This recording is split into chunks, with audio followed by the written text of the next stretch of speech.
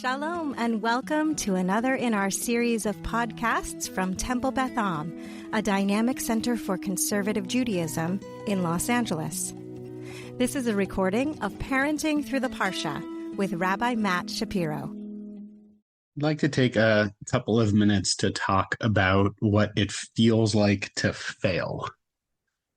I think that there are certainly moments in parenting when it feels like we get a win, that something goes really smoothly, or I see my kid performing, or something that I've been trying to work on with one of my kids or within myself with one of my kids, and I'm able to pause and reflect that, hey, this moment really feels good. And there are also those moments where it's pretty much the opposite, where it seems like things aren't going right, or that I've been trying really hard to work on something, and it's just not unfolding the way I hope it will. I don't think I'm alone in that. And then there's the question, of course, of both what does that experience feel like and how to move forward. The Parsha this week is a really interesting and rich and challenging narrative where Korach leads a rebellion against Moses and Aaron and complains to them in front of the people about their leadership and about how come they aren't more democratic in their leadership, and don't they see all the people as holy. It's a really challenging moment in their leadership of the people. And as the narrative is unfolding, there's a really brief verse in chapter 16, verse 4. It's only 5 words long. Vayishma Moshe vayipol al panav. Moses heard what they said and fell on his face, which is a really rich and evocative image in and of itself, that this leader, this person who's been guiding the Israelites through the desert, just crumbles, is how I picture it. He falls right over. And Rashi picks up on this to say it's not just because of this one moment.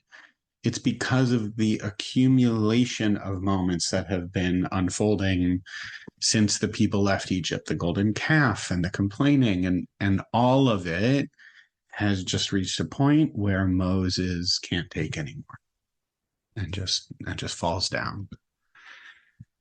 And I can relate to that. It's really not necessarily just one moment when things feel tough. It's when it's been a tough day and it's been one thing after the other, or it's been a hectic week, right? Those are the moments when I can also relate to feeling most vulnerable to that feeling too. And in his commentary, Rashi shares an interesting parable that I would actually tweak, where he says it's like the son of a king who makes a mistake once, twice, 3 times, and the king's friend is able to gain forgiveness for him, but then the 4th time can that king's friend really make a difference in how the king will think about his son's mistake. The friend, of course, being Moses, the king being God, the prince being the people of Israel. But from my perspective, I would take the friend out of it, right? What does it feel like to be in relationship with someone who it feels like is making mistakes over and over again, and to not know how to respond to that?